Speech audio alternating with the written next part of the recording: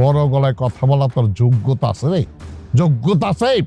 শ্বশুর যদি কথাবার্তা বেলাইনে কয় তাহলে লগে কেমনে কথা কই দিব? কেমনে কথা কই দিব?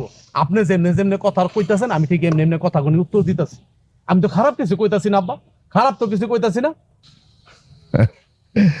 পলিটিক্স করস, আমার লগে পলিটিক্স করস। আমার লগে পলিটিক্স করে পারবি না। শোন, তোর কাছ থেকে আমার মাইয়ারে কিভাবে নিতে হইব সেটা আমি ভালো করে জানি, কারণ আমরা পলিটিক্স করি, ব্যবসা করি, বুঝছস? শুনেন আব্বা, আমরা গ্রামের মানুষ, আমরা সাদা সিধা মানুষ, আমরা কোনো পলিটিক্স জানি না। পলিটিক্স জানেন আপনারা, শহরের মানুষ, টাকাওয়ালা মানুষ, তো আপনারা জানেন, আপনারা থাকেন আপনার পলিটিক্স লইয়া।